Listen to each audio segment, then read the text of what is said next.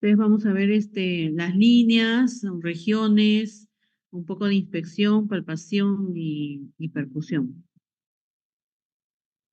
Estas son las líneas más importantes que ustedes tienen que ver, son las líneas que son horizontales y las líneas que son verticales. Una de las líneas muy importantes es la que une las clavículas y la región que está encima de las clavículas se va a llamar pues entonces una región supraclavicular. Después tenemos debajo de esta línea misma una región que está en la parte de abajo de las clavículas que sería la región infraclavicular. En el medio tenemos nosotros una raya que mide todo el esternón y esa es la línea medio esternal. Puede ser que a los costados, bien cerca de esta línea medio esternal, se encuentre una línea paraesternal, que es la que ustedes están viendo acá. A veces en algunos libros ustedes van a encontrar la línea mamaria, pero como hay diferentes formas de mama, diferentes tamaños de mama, entonces no se toma muy en cuenta esa línea. Y después de esta línea que une las clavículas, vamos a tener una línea que une a la tercera costilla. Cuando tenemos esta línea, entonces nos va a dividir la parte infraclavicular de la parte mamaria, ¿no? Tanto derecha como izquierda, y lo que queda abajo, ¿no? Lo que queda debajo de la sexta costilla, va a ser el hipocondrio. No se olviden de que en la parte de adelante, nosotros vamos a poder observar hasta la sexta costilla, y en la parte de atrás vamos a ver hasta la casi novena costilla, ¿no? Y las demás, bueno, son flotantes. En la parte posterior también te vamos a tener unas líneas importantes y unas regiones importantes. Una de las líneas importantes es la que une la parte superior de la escápula. Entonces, la región que está arriba de la escápula será región supraescapular. Y la región que está debajo de esta línea va a ser la región escapular, ¿no? Donde está prácticamente la escápula.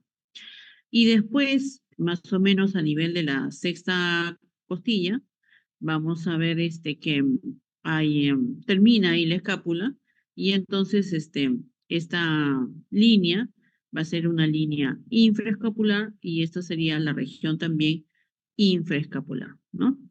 Entonces tenemos una línea escapular, regiones supraescapulares, regiones escapulares, y acá tenemos otra línea que se llama infraescapular, que me va a dividir las regiones infraescapulares. También a nivel de la columna tenemos una línea, y esa se llama línea vertebral o medio vertebral, ¿no? Y a los costados podemos tener también estas líneas paravertebrales.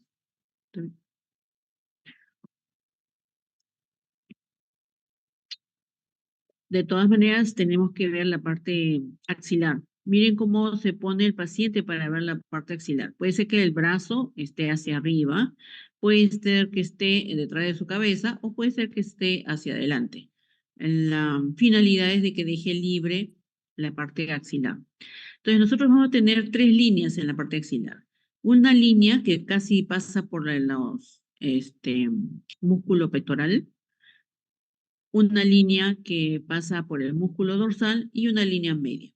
Entonces, la que pasa por delante sería la línea media axilar anterior, la que pasa por el medio sería la línea axilar media y la que pasa por el dorsal sería la línea axilar posterior, ¿no? Entonces, estas líneas lo que me va a dividir es la región axilar, ¿no?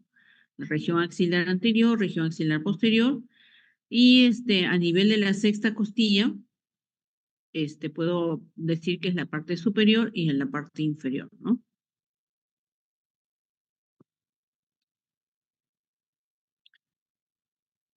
En una región o punto clave anatómico es este ángulo que se forma acá. Se llama el ángulo de Lewis, que es la unión entre la cabeza al manubrio esternal y el cuerpo esternal. Entonces, esta línea, ¿por qué es importante? Porque me va a establecer cómo puedo contar yo los espacios intercostales. Entonces, una vez que ubico esta unión, lo que va a seguir a su alrededor va a ser el segundo espacio intercostal y luego puedo seguir contando el tercer espacio intercostal, cuarto espacio intercostal, quinto espacio intercostal. Pero esta es la línea que me va a determinar. ¿Por qué también es importante esta zona? Porque justamente ahí es donde se va a dividir la tráquea en los bronquios principales y también porque ahí se va a encontrar este, el callado de la aorta, ¿no? Y porque ahí también voy a encontrar la eh, parte de la columna dorsal que va a servir también de parámetro anatómico.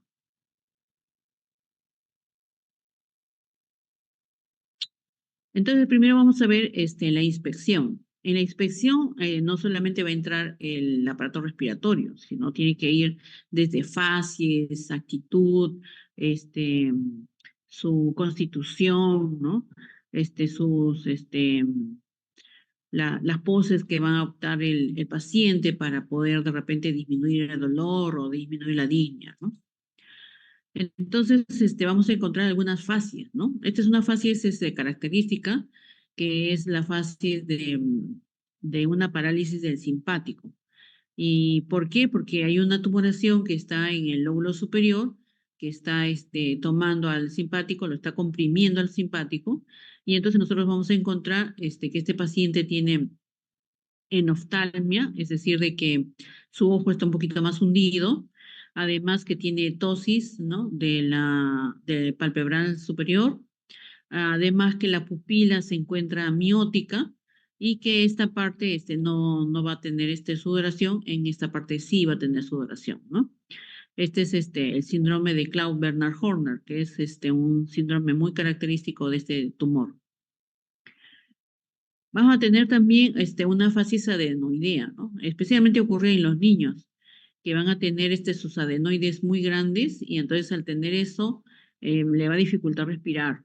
Entonces el paciente va a tender a tener sus alas de la nariz un poco abiertas porque no puede respirar y la boca también un poco abierta y también va a haber protrusión de la mandíbula, ¿no? Y eso ocurre en los pacientes que tienen pues esta adenoides crecida.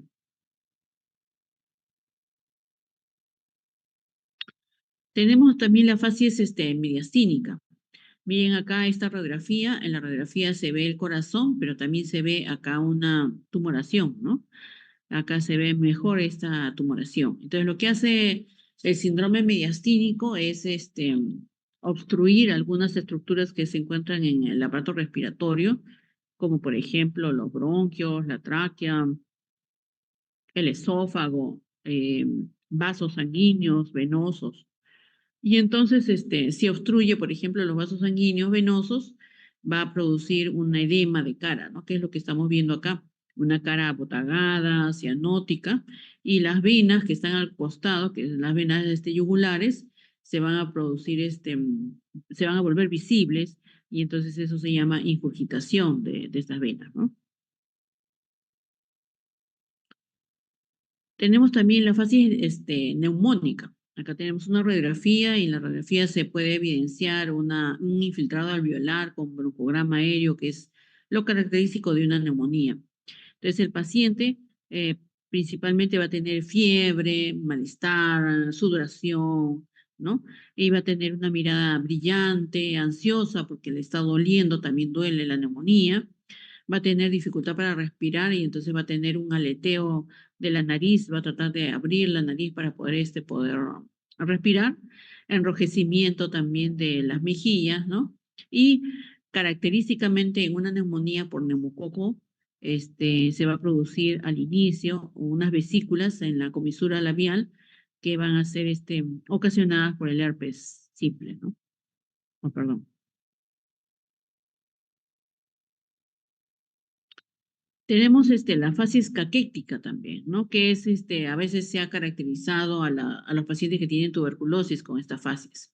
Acá vemos una radiografía donde hay unas lesiones crónicas, bilaterales, muy amplias, ¿no? y esto ha originado que el paciente tenga una citoquinas proinflamatorias que están causando esta disminución de peso y caquexia, ¿no? Entonces, hay una facies muy característica que es la facies de la Margarita de Gautier, ¿no? Esa facies es característica de los pacientes que tenían tuberculosis, especialmente las mujeres. Margarita Gautier fue una prostituta, pero eh, de la parte eh, real, ¿no? De Europa y tenía tuberculosis, ¿no? Pero se le veía bonita porque tenía las pestañas largas, las mejillas son rosadas, blanca, anémica, ¿no? La nariz bien perfilada, los labios rojos, ¿no? Entonces eso la hacía con una facies bonita. Pero generalmente lo que se va a ver es marcada relieve óseo, ¿no? De los pómulos, por ejemplo. Como dice acá, los rasgos se afilan, la nariz, la boca, ¿no? Y y van a tener también, si es que es por ejemplo, tuberculosis, una mirada brillante, una mirada de una enfermedad aguda, ¿no? Una enfermedad grave. Oh, perdón. Tenemos la fase cianótica también, ¿no? De los personas que tienen cianosis central, donde se puede ver en la mucosa oral, también a nivel de las mejillas, en las orejas y también en la mucosa, la conjuntiva palpebral. Y vamos a tener también en estos casos de los pacientes que les falta mucho el oxígeno por mucho tiempo, una modificación de la morfología de los dedos, ¿no? Este es un dedo que es normal y que va a tener un ángulo entre el lecho unguial y la uña, que es mucho mayor de los 90 grados. Pero si un paciente tiene, por ejemplo, un hipocratismo digital, que es el paciente que tiene mucha falta de oxígeno y en forma crónica, entonces este ángulo va a disminuir, ¿no? Hay un signo que se llama el signo de la osteoartropatía hipertrófica néumica, que es también así, estos dedos hipocráticos, pero además hay una alteración en los nervios, perdón, en los huesos largos de las manos. Entonces, si yo tengo la osteoartropatía hipertrófica néumica, que es dedos hipocráticos más una alteración de los falanges, entonces eso ya es patognomónico de un cáncer pulmonar. Como les dije, no solamente la fase, sino la posición del paciente también es importante, ¿no? Como por ejemplo la ortopnea, el paciente que tiene dificultad para respirar, pero que cuando se pone medio sentado, calma esa agitación. Eso se produce, por ejemplo, en la insuficiencia cardíaca congestiva, en el asma bronquial, en el derrame pleural. Hay otra posición que es la posición de la platimnia, donde el paciente ocurre lo contrario, ¿no? El paciente estando parado, va a producirse su falta de aire y más bien cuando se echa es donde comienza a disminuir esa falta de aire. Y puede ocurrir en los shunts intracardíacos, extracardíacos, en malformaciones congénitas. Hay otra posición que se llama trepopnea. La trepopnea es cuando un paciente tiene dificultad para respirar de un costado y se pone del otro costado y mejora. Por ejemplo, en los derrames pleurales. El derrame pleural tiene que estar siempre en la parte de abajo, donde estoy echada sobre la cama, porque me está dejando el otro pulmón sano para poder respirar. Y hay otra posición que se llama bendopnea, que se produce en la insuficiencia cardíaca congestiva, cuando el paciente, por ejemplo, se va a agachar para amarrarse los zapatos, se va a producir una gran congestión a nivel pulmonar que va a dificultar su respiración. Es importante también contar la frecuencia respiratoria, ¿no? Pero para eso no hay que agarrar, no hay que coger el tórax, no hay que mirarle al paciente que estamos haciendo el conteo de la frecuencia respiratoria, porque como ustedes recordarán, la frecuencia respiratoria puede ser modificada a voluntad. ¿no? Entonces, lo que hay que hacer es de repente a la hora que uno toma la presión, a la hora que uno toma el pulso, ir contando también la frecuencia respiratoria para que esta no sea modificada, ¿no? Esta frecuencia respiratoria puede estar alterada en algunas enfermedades. Por ejemplo, hay un síndrome que se llama, o respiración que se llama respiración de Cheyne-Stokes, que es cuando un paciente tiene aumento de la sensibilidad del CO2 y entonces tiene mucho CO2 y entonces tiene una frecuencia respiratoria grande porque tiene que barrer el CO2. Y después ya su CO2 está bajo y entonces tiene un periodo de apnea hasta que nuevamente se vuelve a juntar el CO2 y recién comienza a volver a respirar frecuentemente, ¿no? Hay otra respiración que se llama respiración de Biot, ¿no? Es una respiración del sistema nervioso central, que lo controla el sistema nervioso central, pero que también tiene que ver con la presencia del CO2. Y finalmente la respiración de Kussmaul, una respiración muy amplia, muy fuerte, se puede escuchar de un cuarto hasta otro cuarto, y es cuando el paciente tiene una acidosis metabólica por una insuficiencia renal o por una cetoacidosis diabética, y entonces trata de barrer esos ácidos a través del aumento de la frecuencia respiratoria. Tenemos también una dificultad respiratoria que se divide en inspiratoria y en expiratoria, ¿no? En inspiratoria, generalmente cuando hay una obstrucción de la vía aérea superior por encima de la carina, y una disnea expiratoria cuando la obstrucción está por debajo de la carina. Por ejemplo, si yo tengo un paciente que tiene un cuerpo extraño que está atravesado acá en la tráquea, entonces el paciente va a tener dificultad para inspirar, ¿no? Y entonces va a originar un ruido que se llama cornaje. Entonces el paciente se va a escuchar así. En cambio, cuando la obstrucción es debajo de la carina, el problema va a ser expiratorio y entonces voy a escuchar sibilancias, ¿no? Como así. Entonces, inspiro y boto. Es el estertor sibilante expiratorio. También hay características de acuerdo a la frecuencia. Taquimnia se denomina cuando la frecuencia respiratoria es mayor de 24, pero es una respiración superficial. En cambio, la polimnia es también un aumento de la frecuencia respiratoria, pero es una respiración muy amplia. Bradimnia es cuando la respiración es menor, en menor cantidad, con menos de 12 respiraciones por minuto. Hipotimnia es cuando hay un aumento solamente de la profundidad. No está aumentada la frecuencia, solamente la profundidad. Hipomnia también, no está alterada la frecuencia, solamente la profundidad.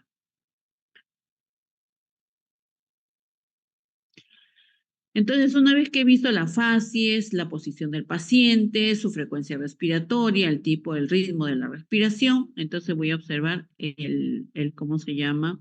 El tórax. Entonces, voy a tener una inspección estática, ¿no? Voy a mirar solamente qué cosa es lo que está pasando con el paciente. En esta inspección estática, yo no le digo al paciente que haga algo, ¿no? Si yo le voy a mirar la parte posterior, le digo que cruce los brazos. Si digo que él mire la parte, voy a mirar yo a la parte anterior, le digo que ponga los brazos a los costados. Y si yo voy a mirar la parte lateral, entonces le digo al paciente que levante el brazo hacia adelante o si no, detrás de la cabeza. Y puede encontrar un montón de información, ¿no? Por ejemplo, puedo tener la presencia de vesículas, como en este caso de acá, en el herpes zóster, por un compromiso de los nervios intercostales. Puedo ver de repente cicatrices de cirugías, de traumatismos, ¿no? Puede haber heridas por donde salen secreciones, que son las fístulas por osteomelitis, ¿no? Puede haber atrofias musculares, como en el caso de acá de este paciente, ¿no? Donde está disminuida su masa muscular. Puede haber circulación colateral, como lo que estamos viendo acá, ¿no? Por ejemplo, hay pacientes que tienen una obstrucción a nivel del mediastino que obstruye la vena cava. Eso se llama síndrome de vena cava superior. Entonces, al obstruir la cava superior, lo que va a producirse es un edema de todo el tórax de la parte superior como en este caso, por ejemplo, y además la presencia de dilataciones venosas. Esto se llama edema en esclavina, ¿no? Que es un edema que me está diciendo que hay una neoplasia probablemente en el mediastino que está produciendo esta alteración. Puede ser que de repente vea también ginecomastia, ¿no? Unilateral o bilateral, no solamente en la mujer, sino también en el varón, que puede ser por enfermedad cirrótica, puede ser por hiperestrogenismo o por hiperprolactinemia, o puede ser por un tumor que sea la prolactina.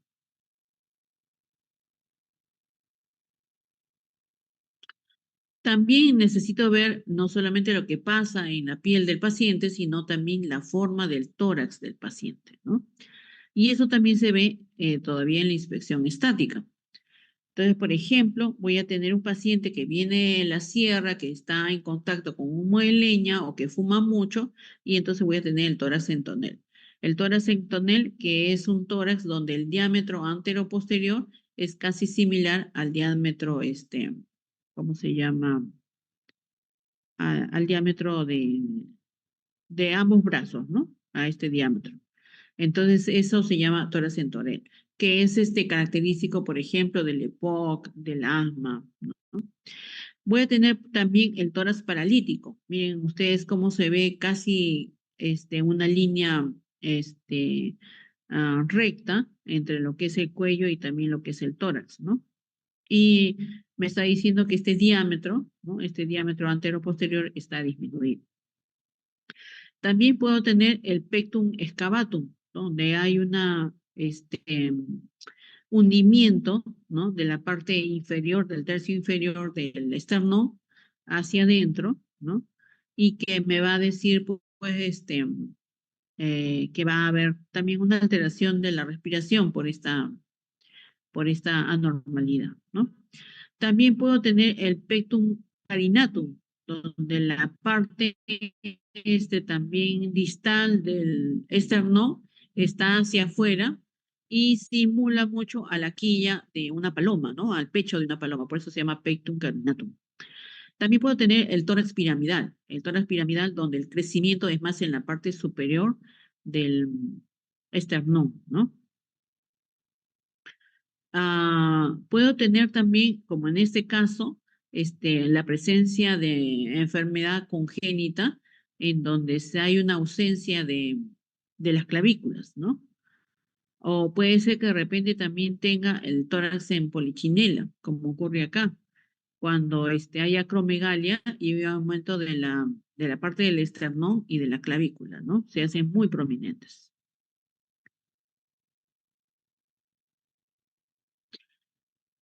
Generalmente la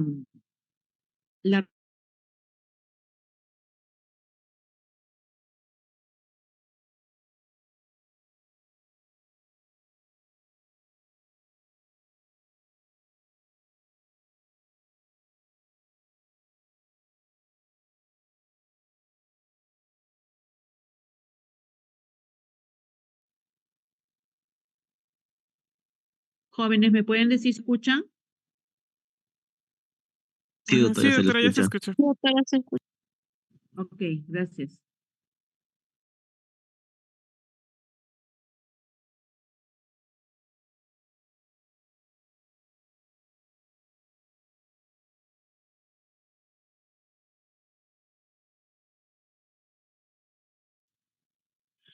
Entonces, como les estaba diciendo, la respiración generalmente en la mujer es de tipo costal, o sea, en el tórax voy a ver su movimiento respiratorio, y en el hombre es más abdominal, ¿no?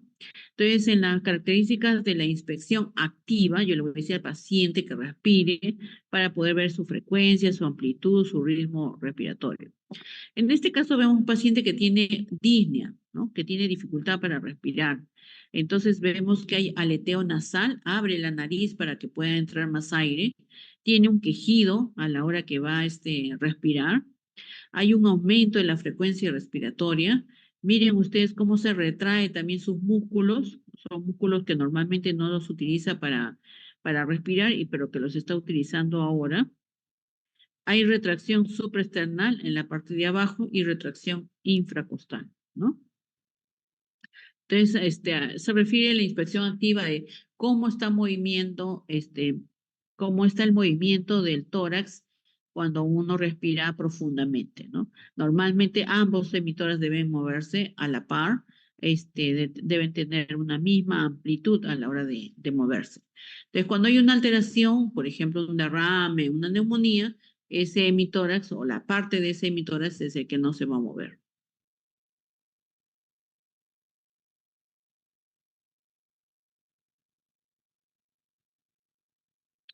Ahora vamos a ver palpación.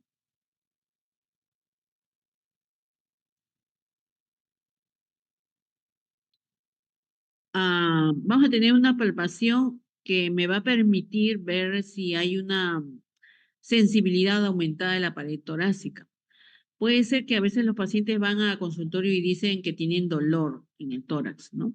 Entonces uno les toca esta parte de acá, esta articulación condrocostal, y entonces el paciente va a tener un dolor muy agudo, muy, muy, muy intenso, ¿no? Y ese dolor agudo, se llama síndrome de Tietze, ¿no? Que es un dolor de esta articulación que está en un proceso inflamatorio.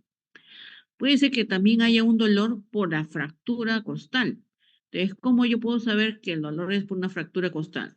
Primero, porque le voy a tocar y va a doler. Y segundo, porque a la hora de apretar voy a sentir cómo cruje el hueso que está roto, ¿no?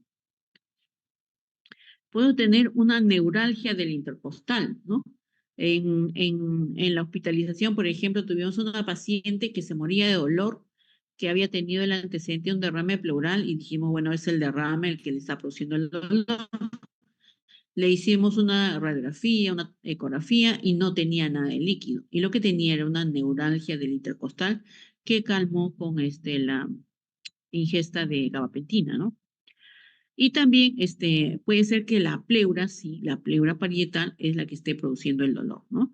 El dolor típico del aparato respiratorio es un dolor localizado, tipo punzada, que no se irradia, que no pasa con ningún analgésico y que solamente puede pasar de repente cuando uno comienza a tener derrame pleural y el paciente característicamente va a decir, no me echo sobre ese lado, no me toca la cama a ese lado porque me aumenta el dolor, ¿no? Típicamente.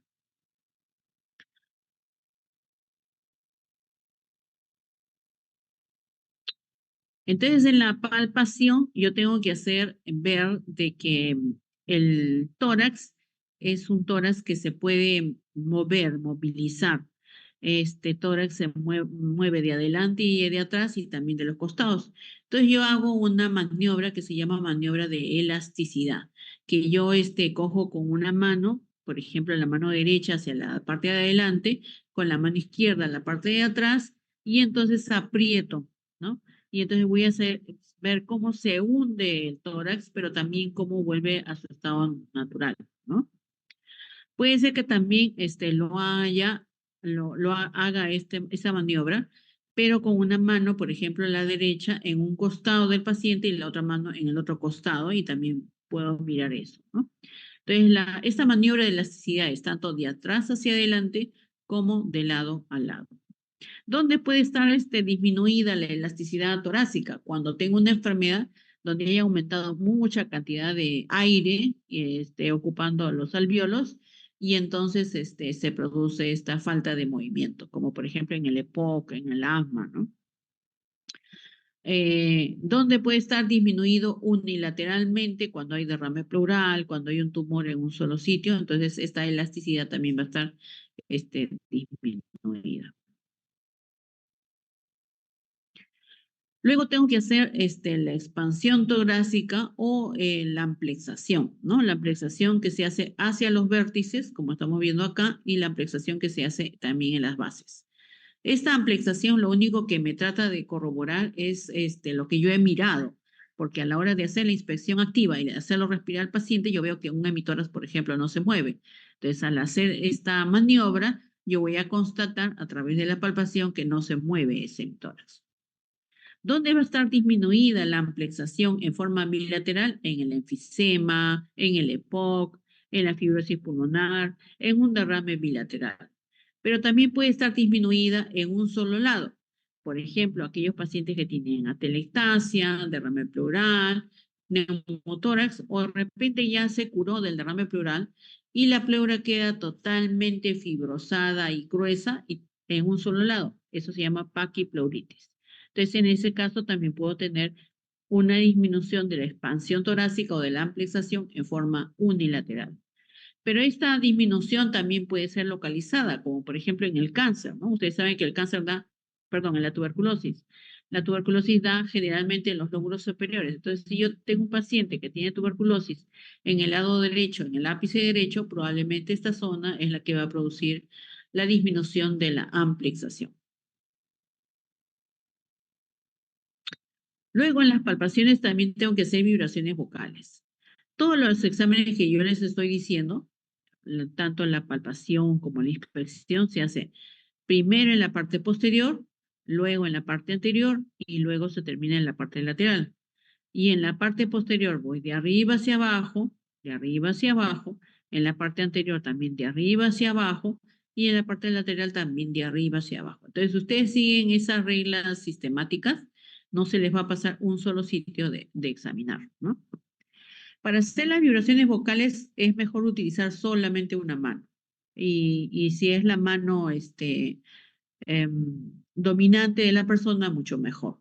Y solamente la parte cubital de la mano es la que tiene mayor sensibilidad y la que debe de tocar, ¿no?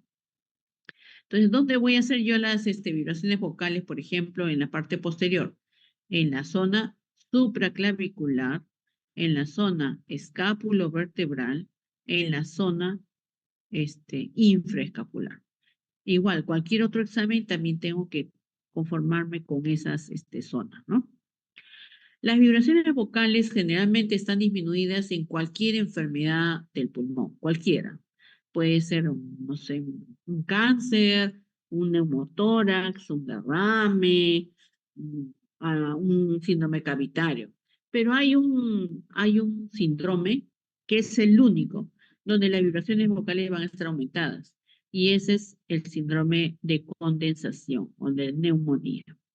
¿Por qué van a estar las vibraciones vocales aumentadas ahí? Porque lo que me va a hacer el síndrome de condensación es solamente transmitir lo que está pasando en la tráquea. Eso es lo que me va a producir. Entonces, en el síndrome de condensación, lo que se estaba diciendo es, supongamos que yo tengo el síndrome de condensación en este lado de acá y yo voy a sentir aumento de vibraciones vocales. Imagínense que viene un tren. Yo estoy acá en esta posición y quiero saber si viene el tren. Está muy lejos y no lo puedo mirar. Entonces lo que hago es pegar mi oído hacia el riel del tren o si no hacia el suelo y sí voy a sentir que viene ese tren. Pero el ruido no lo está produciendo el suelo, el ruido no lo está produciendo la casa, el ruido lo está produciendo el tren. Lo único que yo estoy haciendo es escuchar a través de un cuerpo sólido, que es el riel o el suelo, a través de este cuerpo sólido estoy escuchando lo que pasa muy lejos, ¿no? Muy lejos. Lo mismo ocurre con las vibraciones vocales.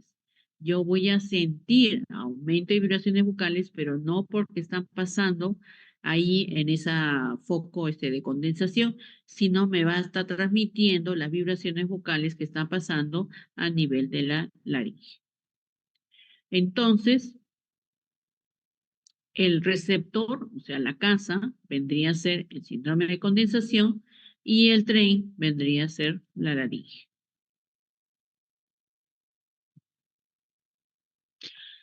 ¿Dónde pueden estar disminuidas las vibraciones vocales? En forma bilateral, por ejemplo, en el enfisema, cuando las pleuras están bien gruesas, como en la paquipleuritis, o cuando hay un derrame pleural, pero es bilateral, o cuando hay obesidad.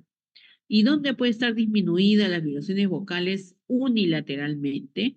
En la telectasia, en una obstrucción intra o extrabronquial, en un derrame pleural unilateral o en un neumotórax unilateral.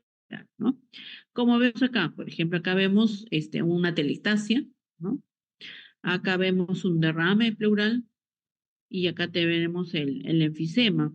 Entonces, en estos casos el enfisema sería bilateral y en estos dos casos sería unilateral. Ahora vamos a ver percusión.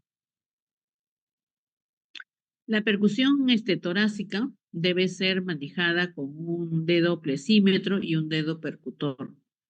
Ustedes pueden ver en sus libros de semiología que hay muchas técnicas para hacer la percusión, pero es suficiente con que ustedes dominen una de las técnicas que les salga bien para poder hacer esta maniobra semiológica, ¿no? En la parte posterior del tórax yo puedo hacer la percusión, también haciendo que el paciente cruce los brazos hacia adelante y entonces yo voy a percutir tanto en la parte supraescapular, escapulovertebral y también la zona infraescapular. Puedo hacer eso. ¿Qué voy a encontrar? Si el pulmón está bien, si no tiene ninguna patología, voy a encontrar sonoridad. Entonces yo puedo decir, está sonoro.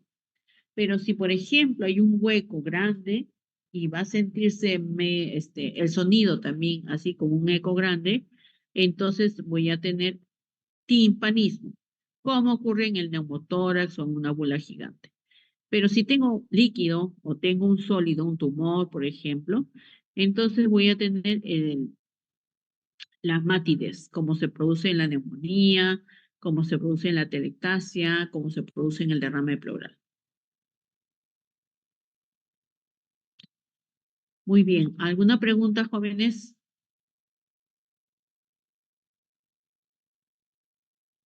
¿Todo claro? Sí, Doctora, doctora. buenas tardes. ¿Es igual decir frote a frémito? Ah, no. Frémito es cuando uno lo toca. O sea, realmente los dos lo producen la misma situación, ¿no? Por ejemplo, un derrame pleural. Al inicio del derrame pleural, las pleuras chocan entre sí y van a producir esa sensación. Entonces yo lo toco y a la hora de tocar voy a sentir como cuando el gato se arrulla, igualito voy a sentir, ¿no? Y entonces eso sería frémito. Pero si yo ausculto eso y voy a sentir como que dos cueros están sobándose entre sí, eso sería el frote, ¿no? O sea, me produce la misma entidad, se producen ambos, pero cuando yo lo toco se llama fremito y cuando yo lo ausculto se llama frote, Gracias, doctora. ¿ok? ¿Alguna otra pregunta?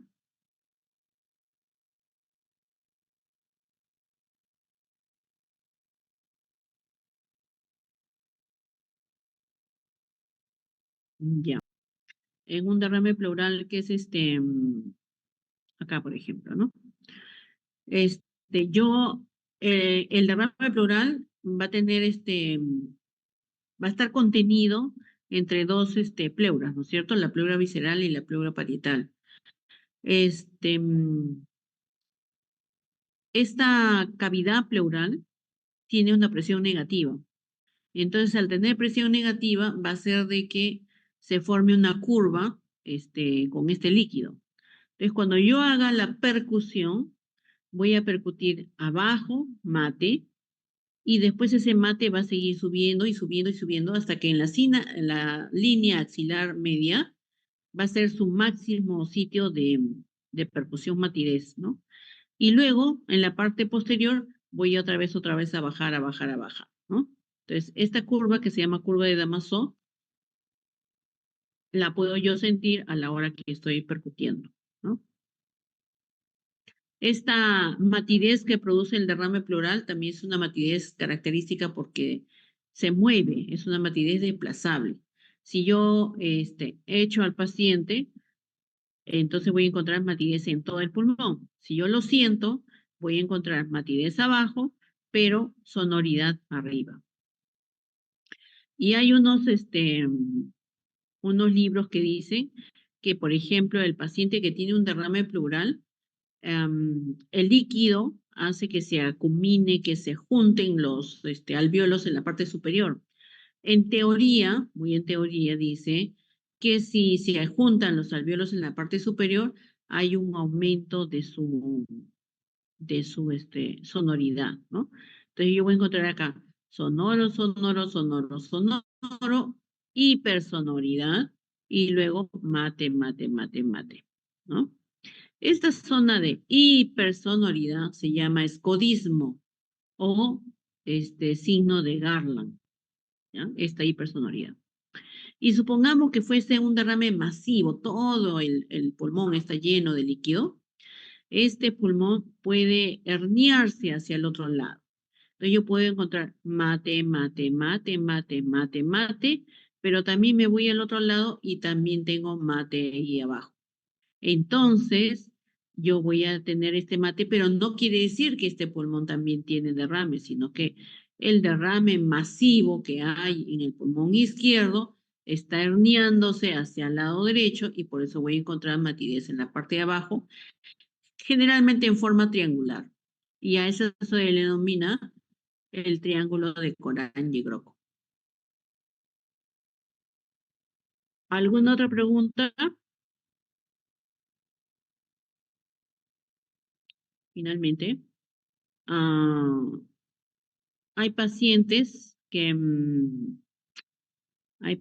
tienen neumotórax y van a producir gran cantidad de aire en un pulmón, ¿no es cierto? Y entonces la tráquea se va a ir hacia el lado contralateral. Entonces, no sé si ustedes han visto, pero había un episodio de Doctor House que decía que estaba comunicándose vía internet con una médico en el Polo Norte, ¿no? Entonces le dice, este, me está doliendo el tórax, por ejemplo, derecho, ¿no? Me duele y no puedo respirar. Y entonces el doctor House dice, ya, quítate la blusa. Y entonces la chica le dice, no, no estoy hablando de sexo, me está doliendo realmente, ¿no? Y entonces el doctor House dice, no, quítate la blusa. Y la tráquea se iba hacia el lado contrario, ¿no? Entonces dijo, ah, tienes neumotórax. Entonces le dijo que se coloque una funda de un lapicero bien esterilizada, atravesándose para que pueda salir el aire de ahí del neumotórax y se compense, ¿no? Pero para que vean que los órganos internos también tienen que acomodarse a los trastornos que tenga el pulmón, ¿no? Muy bien, ¿alguna pregunta? ¿Alguna